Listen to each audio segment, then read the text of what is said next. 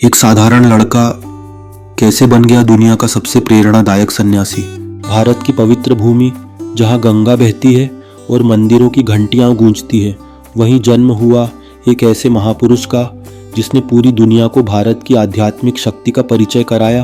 12 जनवरी 1863 कोलकाता में जन्म हुआ नरेंद्र नाथ दत्त का। एक ऐसा बालक जो बाकी बच्चों से अलग था। उसकी आंखों में सवाल थे और मन में सत्य की खोज।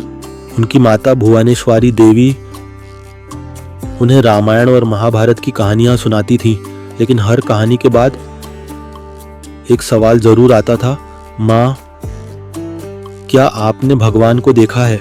नरेंद्र ने प्रेसिडेंसी कॉलेज और स्कॉटिश चर्च कॉलेज में शिक्षा प्राप्त की। ज्ञान बढ़ता गया, पर भीतर की खोज अधूरी रही। फिर उनकी मुलाकात हुई रामकृष्ण परमहंस से। नरेंद्र ने पूछा, क्या आपने भगवान को देखा है?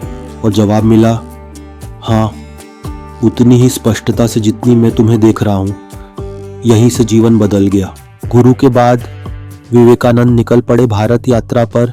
नंगे पांव, भूखे प्यासे उन्होंने देखा असली भारत और समझा, मानव सेवा ही सबसे बड़ी पूजा है। गंगा के किनारे ध्यान में लीन उन्हें एहसास हुआ, भगवान मंदिरों में नहीं, हर इंसान में बसते हैं। अब समय था भारत की आवाज़ को दुनिया तक पहुंचाने का, और उन्होंने यात्रा शुरू की अमेरिका की ओर।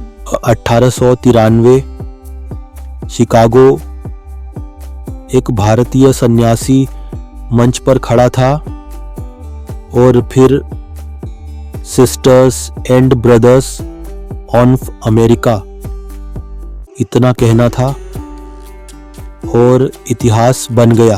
पूरा सभागार तालियों से गूंज उठा। दुनिया ने पहली बार भारत की आत्मा को महसूस किया। 1897 में उन्होंने स्थापित किया रामकृष्ण मिशन, एक ऐसा मिशन जो आज भी सेवा कर रहा है। उनके शब्द आज भी गूंजते हैं, उठो, जागो और तब तक मत रुको। आत्मविश्वास, सेवा और कर्म, यही उनका संदेश था। 4 जुलाई 1902 बेलूर मठ विवेकानंद ध्यान में लीन हुए और इस दुनिया को अलविदा कह दिया।